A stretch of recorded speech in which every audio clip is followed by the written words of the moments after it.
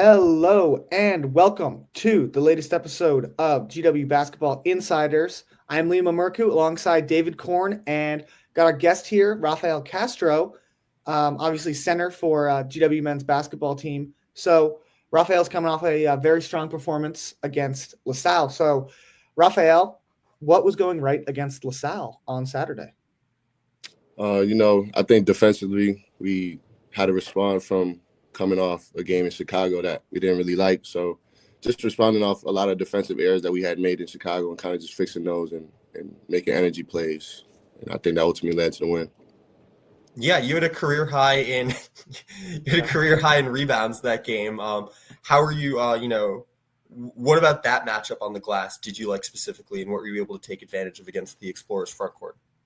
Yeah, during our first game versus LaSalle, they kind of beat us up on the boards, offensive rebounds, defensive rebounds. They had won that battle.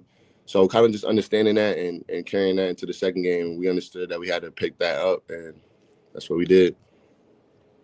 Yeah, absolutely. So obviously it was senior day.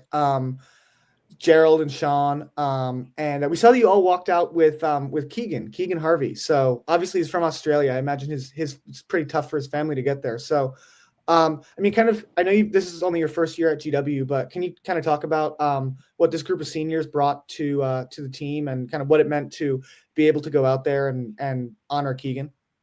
Yeah, I'll speak for Sean and Gerald first. Them coming in just with me the same year, we all had to adjust together. So kind of just building the bond throughout the summer and understanding that, I could take a couple pointers on a leadership role from them and stuff like that, them being leaders at their old school.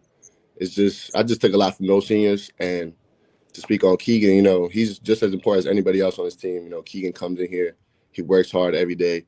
So kind of just being there for him, knowing his family couldn't make it, just felt amazing. Yeah, that was a really cool moment.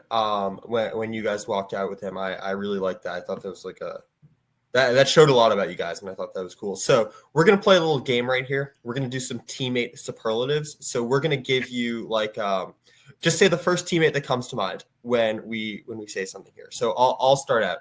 Who do you want on aux? Like on the bus, in the locker room, anything like that? Who do you want on aux? Trey Autry.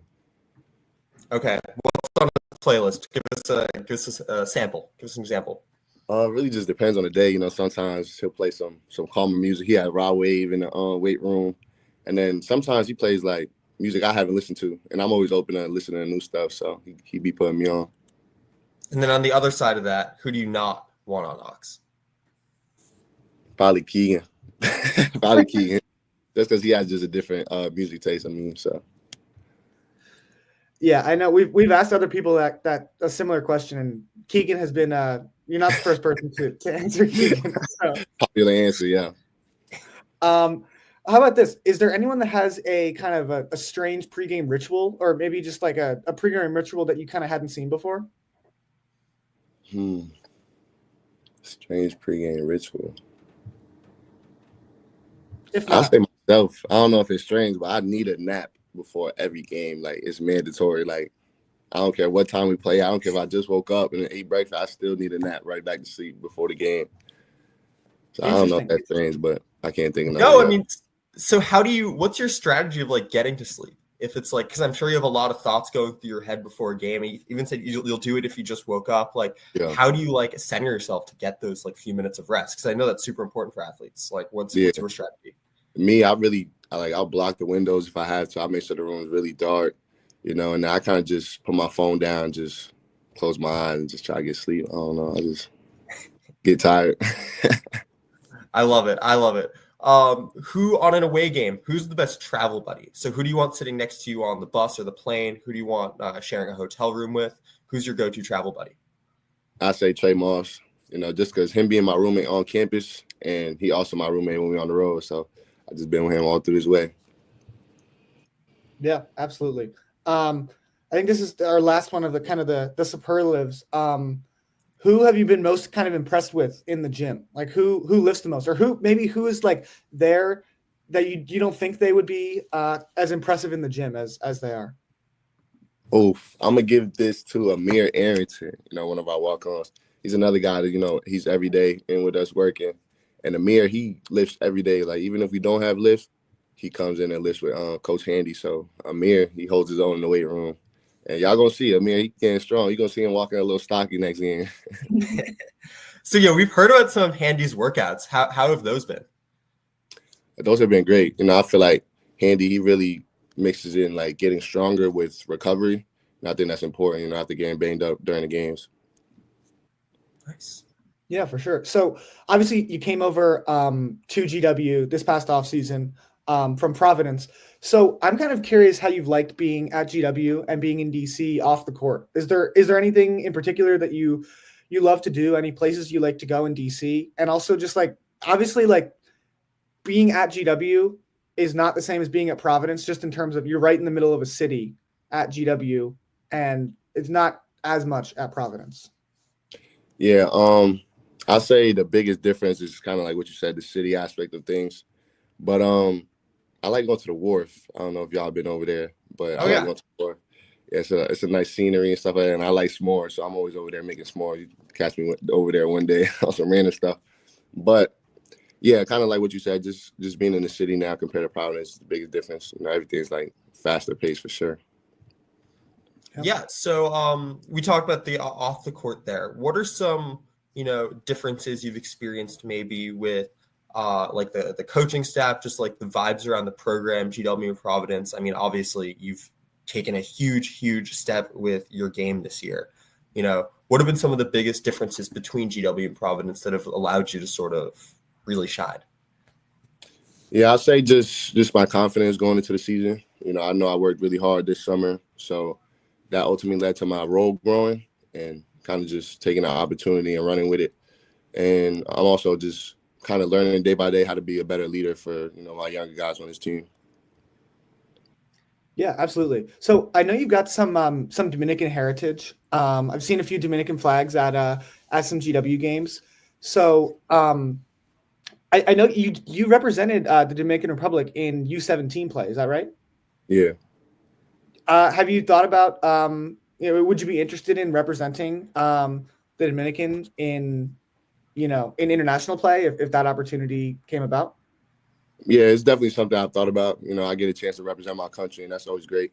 And I know my mom would definitely love for me to do that. So if the opportunity presents itself, I might just do it. That's awesome. Have you ever I know being with the national team program a bit, have you ever had the chance to interact with Carl Anthony Towns, who's also played with Dominican? I know he's been a big part of that too. Yeah, I have not. I actually I spoke on the phone with his father. We had conversations when I was coming out of high school, kind of just a little guidance heading into college and stuff like that. But I haven't got a chance to talk to Cat. But if the opportunity presents itself, too, I'll definitely take pointers from that. And probably the most important question with this, you have a good Dominican spot in DC yet for Dominican food? Oh, that's actually funny you say that. So in the summer, that was kind of all I was looking for. Like, I was on a hunt. I was posting on my Instagram, like, where can I find some Dominican food? And ultimately, I found a spot. It's called Los Hermanos, which means the brothers in Spanish. And it's like a local Dominican spot in DC. So it's really good. Nice. They hook you up? Honestly, I order Uber Eats. I haven't even been inside there, but I always order from there. One day I'll get a chance to get in there and, I don't know, maybe network some, get some free food, hopefully. There you go. Yeah. Yeah. Get a little NIL deal going on. Hopefully, who knows? So I'm curious about the obviously nickname is Slim. So I mean, how did that come about? Was that just someone that was like, oh, he's skinny, we're gonna nickname him Slim, or how'd that come about? Yeah, so growing up, obviously I was a tri-sport athlete. I played football, baseball, and basketball, but I was always on the skinnier side of things, just tall and lanky. And my football coach in third grade, he ended up just calling me Slim. And back in my football days, I was pretty good. So we get a decent crowd coming to our games. And every time I scored a touchdown, they kind of just asked, like, oh, who's that? Who's that? And everybody was just saying Slim, Slim, Slim. They didn't really know my real name. And they kind of just carried on. Like, everybody where I'm from called me Slim. My teachers, it just carried on from there. So this is important. What position did you play in football, and what position did you play in baseball? Football, I was safety and wide receiver. And then in baseball, I was pitcher and center field. Nice. How did your Dominican family feel about you choosing basketball over baseball? My dad, he actually played AA for the Cleveland Indians, so I'm sure he wanted me to stick to the baseball route and stuff like that. But I just think they understood, like, once you get to a certain height, they kind of just Yeah, I mean, I feel like they can't be too mad right now. Yeah, they understood. They understood. And I had a different type of passion, like for basketball compared to the other two. Yeah. So you guys all Cleveland fans then for baseball? Nah, Yankee fans. Oh, okay. Well, I'm a Red Sox fan, so we got an issue there. But I like what the Yankees did. After losing Soto, you guys did some good stuff this offseason. I think you guys did good. Yeah. So I'm kind of curious about, obviously you entered the portal last offseason. I'm sure it's a kind of a whirlwind. I've heard that it's, you enter the portal and there's just a lot going on. So what kind of stuck out to you about GW? And why do you think it's been such a good fit? Yeah, I'll say for first, my relationship with Coach Caputo. He's one of the coaches that recruited me out of high school to Miami. And him just reaching out in the portal, it kind of just let me know, like, he never forgot about me. And the trust factor was already there. Miami made it to my top 3 out of high school. So the trust factor was already there. I didn't really have an issue in, like, trusting a new program or a new coach and stuff like that. So I'll say that was the biggest thing for sure, and it worked out. Yep. Yeah, and so coming from Providence, I think one thing we've seen online, at least, is that Providence fans can be a little crazy.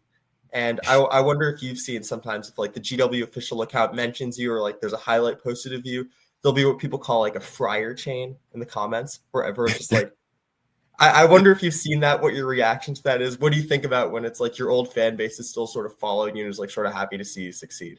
Yeah, no, I definitely seen it on my Twitter. If I post anything on Twitter, they're under there screaming friar. But ultimately, I think it's great, the support. I appreciate the support. Whether I'm here at Providence, it's good that they still show love. So you want us to try and get a Rev chain going where everyone just calls it Rev? Definitely. We need that. Definitely. We need that. Yeah. Gotta get George's Army on a couple burner accounts. We'll see what we can do. We'll see what we can do to get a Rev chain going whenever you post next.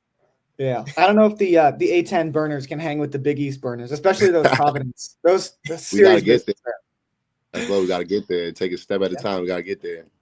They're small but mighty. They're small but mighty in the A10. So we have a question from a fan of the show and a fan of the team, JJ Gottschalk. He was wondering if there's something specific that Caputo or a member of the staff has sort of worked with you and brought to your game, like maybe a specific drill they've introduced or just anything that they have done to help grow like one aspect of your game. I'll say just as a whole, just helping me grow my confidence. I know in the summer we did a lot of like kind of hand-eye coordination stuff, like catching the ball and stuff like that, catching lobs. But ultimately, I think they just grew my confidence. And I give a lot of praise to one of our GAs. His name is Colin. He'd be the one every day in the gym with me working on different drills and stuff like that. Fadeaways, whatever it is, kind of just growing my confidence. Maybe if I won't take the shot in the game, we still work on it. Just, know we do have that in the bag. So I give a lot of praise to Colin, one of our GAs. Yeah. So obviously you've been kind of a standout this year. And there's been some discussion as we get to the end of the year of kind of first team, second team, third team, all A10. So, if you had to make a case for yourself to, be named to an all Atlantic 10 team, what would your case be? I know you're a super humble guy. You love to credit your teammates, but, don't be afraid to gas yourself up a little bit here. Be a little selfish here. The people want it. The voters who might be listening. Oh, I'm a little shy. I don't even know if I could do it, but yeah, I'm gonna just leave that up to the people and their votes. I can't really, I can't even answer that right now. What I will I'll say one thing. Look at the stats. Look at the stats. Numbers speak for itself. Men lie, women lie, but numbers don't. That's why I live. I like that. I heard I'm gonna go against the best big in the A10 multiple times this year, and I think I'll handle my own multiple times. So that's all I'm gonna say. Yeah. I love it. Okay, so something that Chris Caputo has talked a lot about this year is how young of a team you guys are. I know like Christian Jones, a freshman, has taken on a huge role. Ty Bevan's a freshman, really showed out this year. A lot of people with eligibility left, a lot of excitement for the future of the program. What are some of your just takes on where you see this program going in the next few years, Rafael? Yeah, obviously this group that we have this year, we already made a ton of progress. I think they said this was the first time with 19 wins since 2016, I think it was. So already we made a lot of progress. And ultimately in the locker room, we talk about getting to a program and leaving it better than you found it. And I think we've done a great job of that. And as far as our young guys, kind of like what you guys said, they're getting a whole year of this experience right now, learning new things, getting in the game and in the battles with us. And ultimately, it's going to carry into next year. And they're going to have that 1 year under their belt. And we're just going to keep it going. Yeah. So I think this is my last question. I don't know about you, David. So you guys are obviously one game left in the regular season, and then you head into A10 tournament play. What do you think you guys have to do to, keep the success going and maybe make a run in the Atlantic 10 tournament? I say we just got to stay disciplined and take everything day by day. Kind of everything we do right, we just have to do it right every day, starting at practice. And hopefully we go in New York and get a win and just carry that momentum into the tournament. And I think we're going to have a deep run in the tournament. Yeah, this is my last one. Just sort of follow up to that, tournaments in DC. You guys excited about that? I know it's technically a neutral site, but you guys just a metro ride over. I don't know if I'll be taking the metro. Yeah. But, it's very, very, very close to campus. How are you guys just sort of feeling about that aspect of the tournament? And if you guys think that's an advantage, disadvantage, anything like that, how are you guys looking at that? I definitely think it's an advantage. We understand how important having a crowd at our game is. So hopefully we get a lot of people going to Capital One. Like you said, it's a metro ride down. So hopefully we get a good crowd in there cheering us on. And we ultimately feed off that energy. So it'll be great to see how many fans come out. Yeah. All right. Well, Rafael, we really appreciate you coming on and chatting with us. I know you're busy. You've got a few other things to do today, so we appreciate you squeezing us in. And good luck against Fordham and in the A10 tournament. Yeah, good luck the rest of the way. Thanks for hopping on. Thank you. Yeah. All right, we are back after our interview with Rafael Castro. I think that went pretty well. I think he's a real nice guy. It helps that he's pretty good at basketball too. Yeah, that does help. But he gave me a new slogan that I think I'll use. Men and women lie, numbers don't. So that is true. That is true. Rafael Castro for A10 First Team, the numbers do not lie, especially the conference play numbers. Those really don't lie. Yeah, absolutely. So why don't we get into some talk about GW's game against LaSalle? Yeah. My first takeaway is Chris Caputo was legit very sad that Fran Dunphy is retiring. Yeah, well, so he came – so before the game, I don't know if this was televised, so if you weren't there, I don't know if you saw this, but GW sort of honored Coach Dunphy at the beginning of the game. The PA announcer said a little something. They played something on the video board, and then every GW player went to go shake his hand. I think that was Caputo's doing, his asking that they did that. And then after the game, Caputo came into his post-game press conference, post-game media availability, wearing one of the Fran Dunphy bright yellow Mr. Big Five shirts that they gave away at LaSalle's last home game when they honored Dunphy. And he opened his remarks talking about what Dunphy meant to him. And the quote that stuck out the most to me was he said, "I can't believe I'm a head coach in the same league as Fran Dunphy." I think I'm paraphrasing, but he basically said something like that. And so that sort of shows me that I don't think he even views Dunphy as maybe like a mentor. Like, I think it's more than that. I think he's truly someone he just like looks up to in the sport and has sort of maybe admired from afar. And the fact that they're now like peers and contemporaries, I think is a really big deal to Caputo personally. And I think he did a great job of showing how much Dunphy means to the sport. I mean, looking around college basketball, the college basketball world these past few weeks, I think everyone's seen. I don't think I really truly appreciated how important Dunphy was and how well respected he was as just a down-to-earth, honest, real, just gentleman. Yeah. He's a legend. I don't know how much more there is to say than that.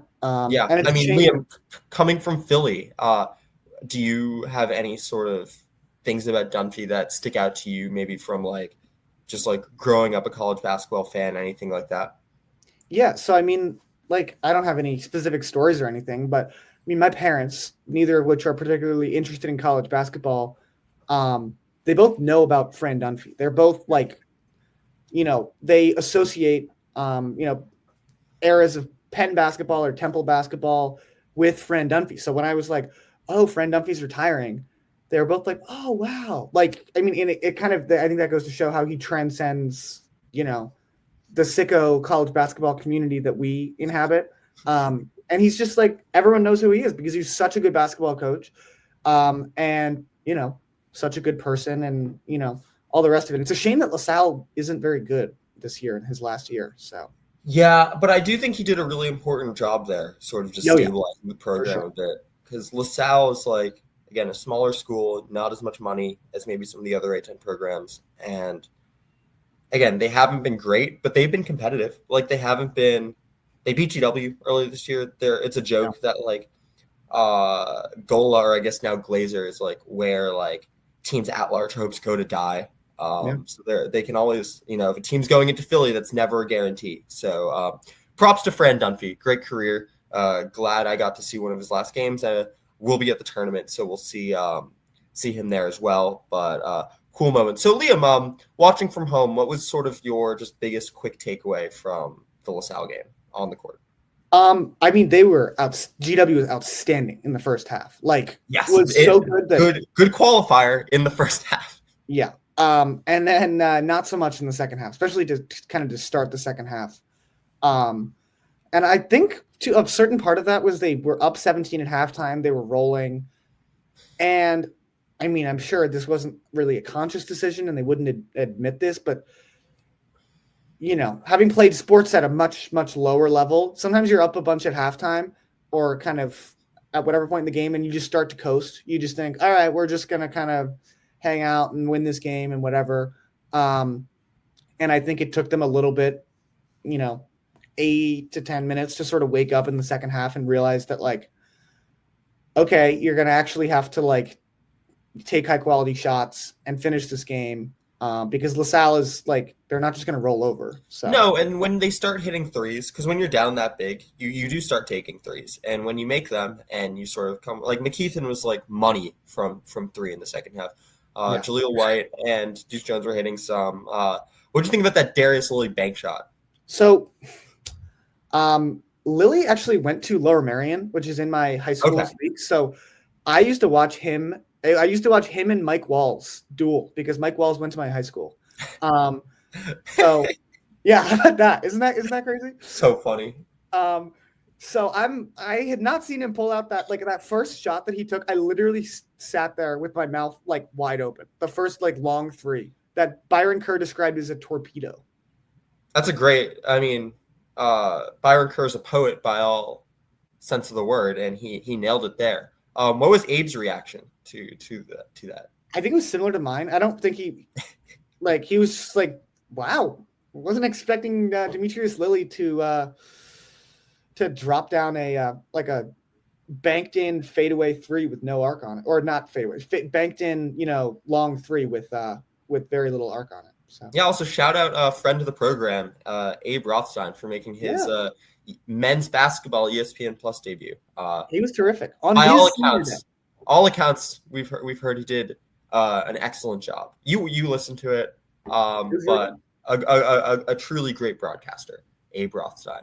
My biggest takeaway from this game, I think, again, it's just like the man of the day, Rafael Castro, just absolute superstar. Yeah, you can feed him the ball in the post, and you can feel very good.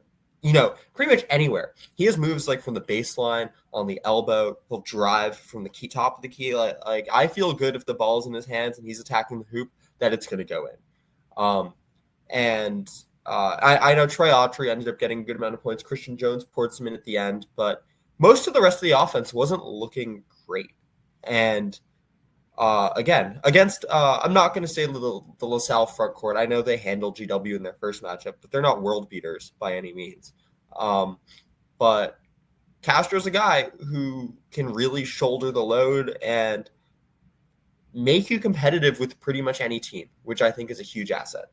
Yeah, he has kept them in games. He has won them games. He's just such kind of a steady presence, especially as we've gotten later into the season.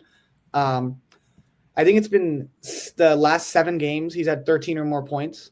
He's only had single-digit points in A10 play twice, and it was the first 2 games of A10 play.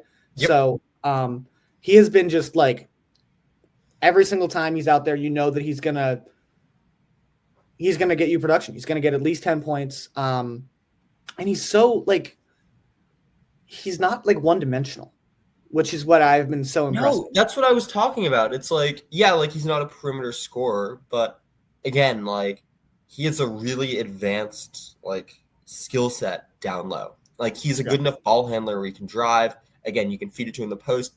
He'll get putbacks and second chances because he's such an aggressive and capable rebounder. He told us like he worked on like catching alley-oops and like worked on coordination drills, which I know is maybe a concern coming into the year about his hands. That's something, Liam, I know especially you had sort of circled.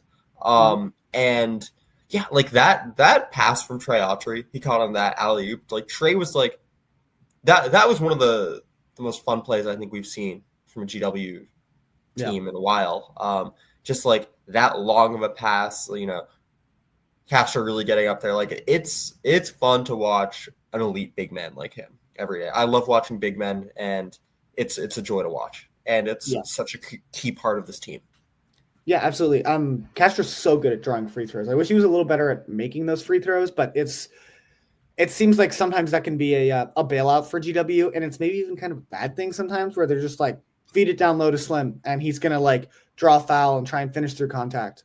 But it's obviously a really nice thing to have when you have someone who can kind of go up and draw contact like that and get to the free throw line.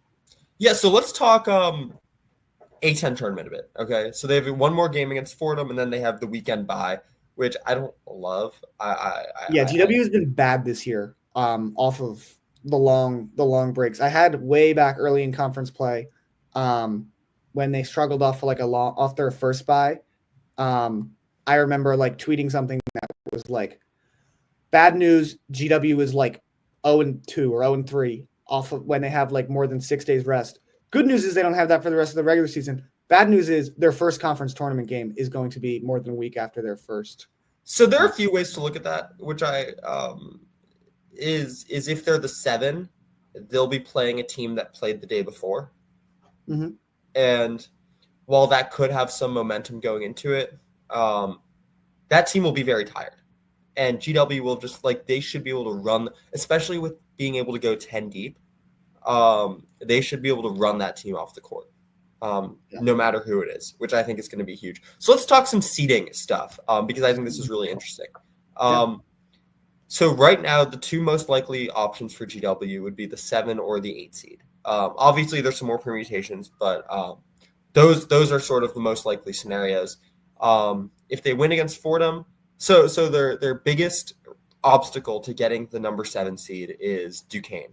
Duquesne has 2 games left and the tiebreaker over GW, and they have 2 games against St. Louis and VCU. Yes, so VCU is going to Pittsburgh to play Duquesne, and then they are going to St. Louis. Those are both 2 very tough games, and if they lose both and GW beats Fordham, which I think is honestly probably the most likely scenario, like Duquesne will not be favored in either of those games. GW will be favored against Fordham, heavily favored. Then GW get the 7, Duquesne will get the 8 or the 9, depending on how St. Bonaventure goes, and what they do. And again, not looking at even the first round opponent because you don't know who that'll be. The 7 seed will give GW the opportunity to, if they advance, to face off against number 2 George Mason in the second round, in the semifinals. Yeah. I think the big thing to look at in terms of whether they get the 7 seed or the 8 seed, they could also fall to the 9 seed, but at that point it's like it doesn't really matter. It's just a matter of whether you're wearing your home uniforms or your away uniforms and like what bench you're sitting on.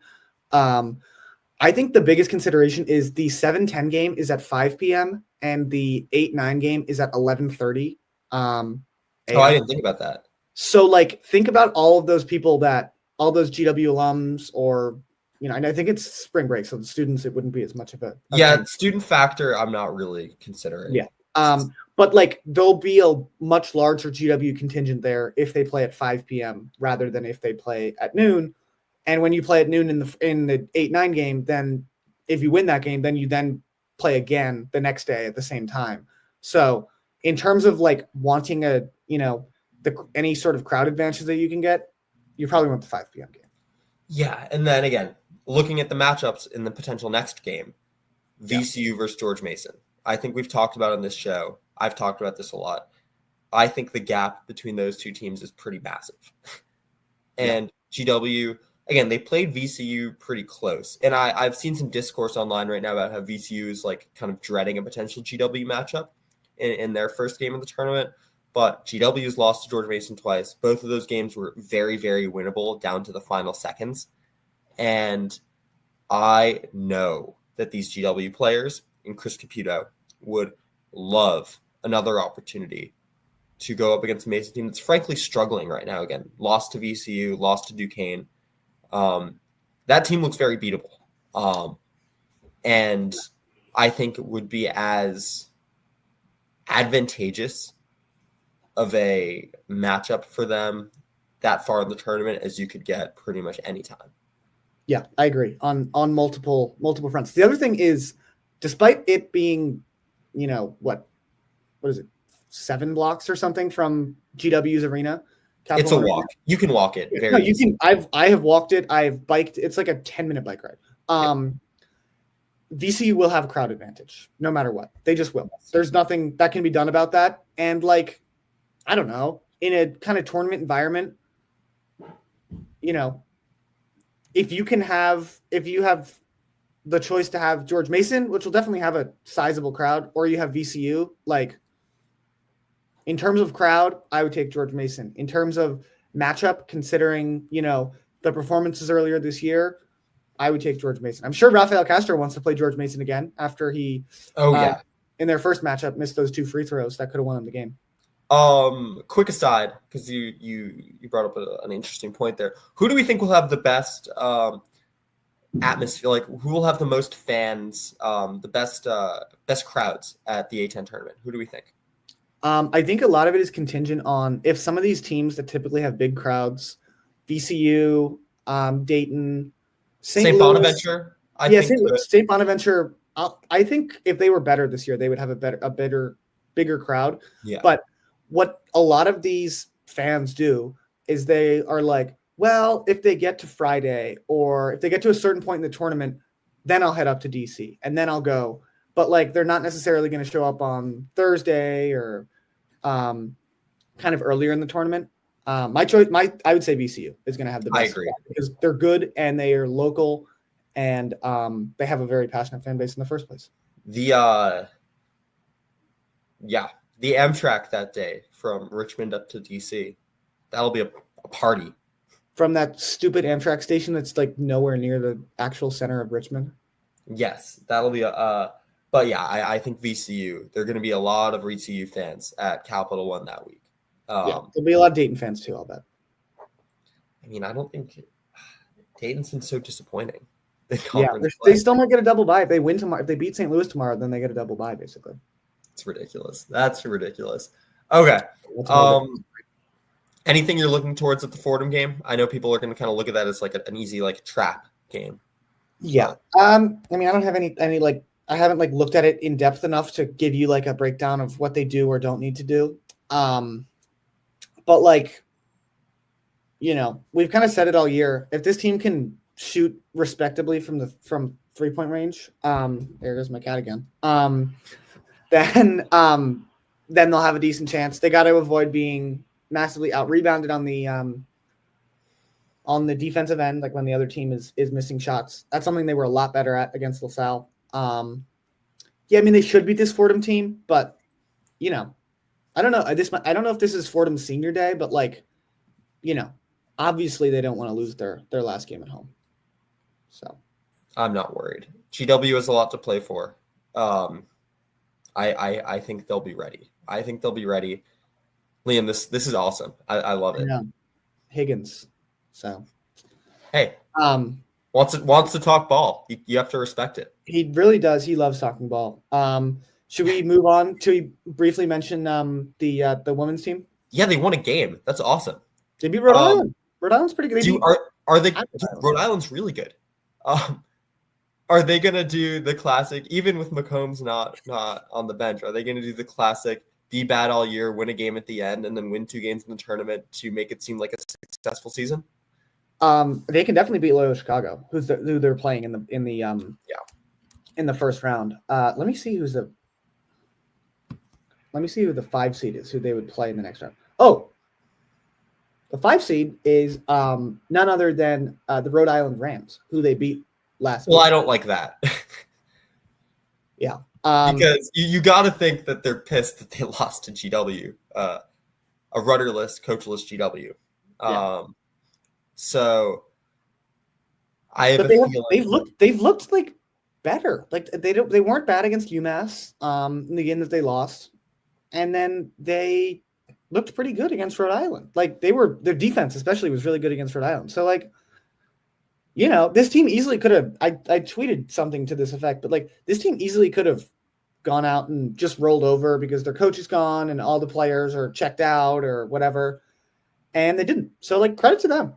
That shows me something, that even if this hasn't been the most successful season in terms of wins and losses and performances, like, I don't know, that tells me actually kind of a lot about the character of this team, and to a certain extent, even some of the coaches that were brought in by McCombs.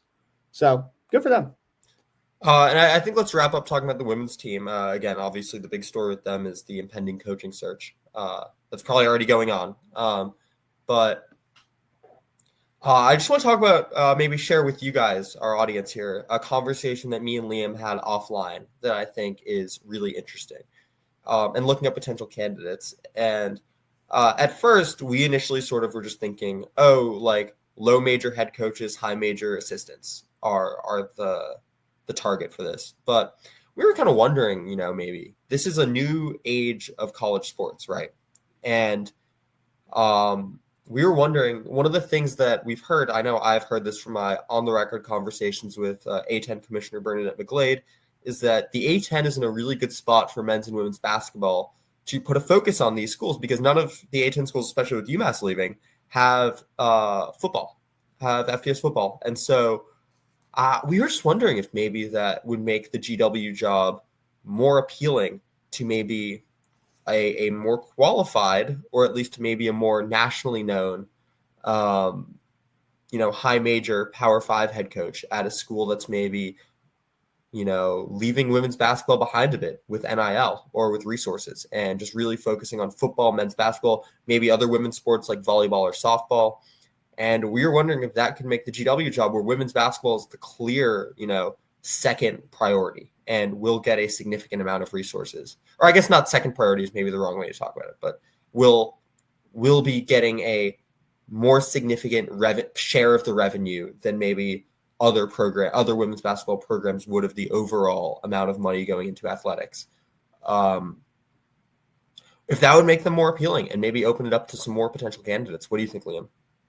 I think that is a very interesting consideration, and a pretty kind of unique thing that is with where we're at in terms of like this exact spot in kind of college athletics, in terms of the revenue sharing, and how there is some, even beyond revenue sharing, some trepidation of coaches and administrators that are at these teams or in these conferences that aren't maybe so secure, that aren't these conferences that have been like massively expanding and, are in a comfortable spot, i.e. conferences that aren't the SEC and the Big Ten.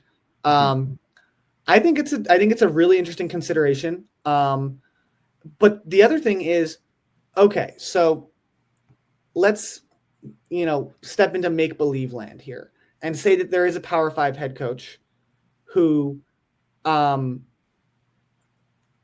maybe hasn't performed as well as they were hoping at their Power 5 school.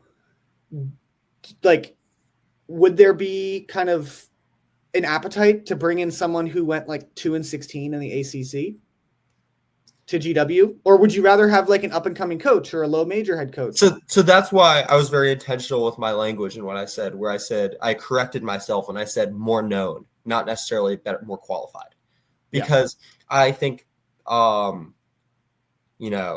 what we've seen, like if you look at the men's side of the A10, I think two great examples are George Mason, Rhode Island, Archie Miller, national name, has had success pretty much everywhere he's gone. No, he's only had success at Dayton. I guess that's true, but has been to a lot of places, I think, and has really struggled at Rhode Island. And then you get Tony Skinn, never had a head coaching job before, connections to the area, connections to the university, incredible. So I don't think bigger name means better outlook, but I think it's something to think about. Again, this is all speculation, like you said, make-believe land here, but we're in a new era. Unprecedented stuff will happen. I can promise you that. Really interesting to think about the potential. You know, if you said a few years ago that a Power 5 head coach would even like take a call or consider, you know, an A10 opening, I would have. And we don't know if this will happen. We're just bouncing stuff off the wall, seeing what sticks. But this could be a really interesting coaching search. That's what it is. So make sure to follow along if you're interested to the GW Basketball Insiders. We will have, I think it's fair to say that we'll have the best reactions, analysis, and information about the GW Women's Basketball coaching search out there. Do you think that's fair to say? Oh, absolutely. Absolutely. Yeah. So yeah, maybe the GW message board could have some other stuff too, but we're more fun. We think we're more culturally relevant. Yeah, well, it depends. Depends what culture you're going for. That's true. That's true. I'm never gonna knock the message board. I wasn't knocking it. I was just saying we may have we may be more palatable to some people. Yeah, that's true. There's less. I'd like to think that there's less petty infighting between us than there is in the At least we keep it offline when me and Liam. You could. Yeah, of course. So, all right. I think that's about all we have. We're gonna be back for a A10 tournament preview. We're working on some fun stuff for that. That'll be a campus episode. Yeah, no, it's going to be a great episode.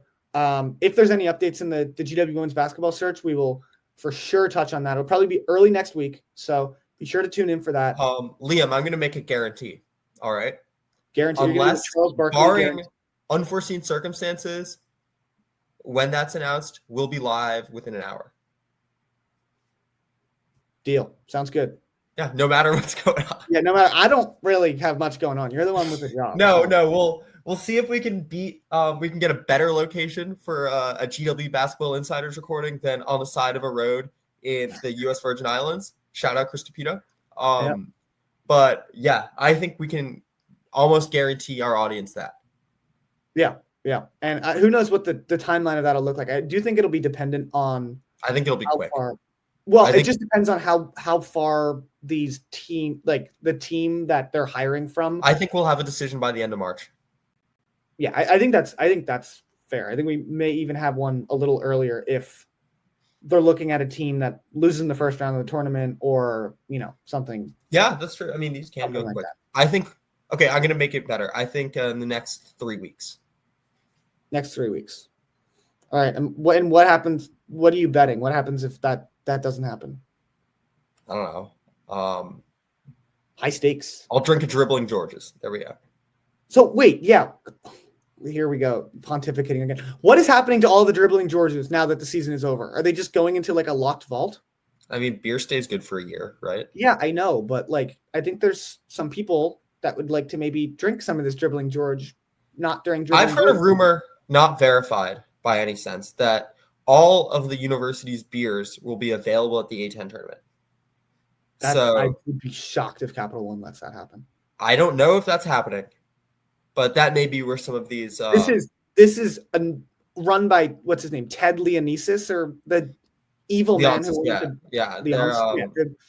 Actually, probably shouldn't say too many bad things about him on here because I have applied to jobs at Monumental Sports, but he's been unpopular among many of the passionate fans. The way to get the people back on your side is sell dribbling Georges.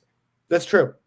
I would renege any bad things I said about him. If I want to try the other ones too. I know. You know what? Here, I'm going to say this. If they are available at Capital One, me and Liam will do a pod where we each drink every single beer, every single team beer, and get progressively drunker throughout the show. Okay? Deal. I bet we can get some other A10 media to join us for that. Absolutely. Especially the media of teams that have already been eliminated. Like, what better way to drown your sorrows? And if we have a GWVCU matchup at some point, I guarantee Zach Joaquin will join us for that. Beautiful. Love it. Love it. Yeah. Okay. So All right. we'll have a conference preview stuff. We're going to do a lot of fun stuff at the tournament. We'll probably at the tournament do more short form, quicker interview pieces, either with GW people or depending on matchups, maybe opposing coaches, maybe opposing media members, or not opposing media members who cover the opposing teams. Maybe some super fans will get some stuff. Just make sure to follow along at David_Korn4. Liam, follow along with you. What's your the recording sign is blocked? Yeah, it's Liam_0__.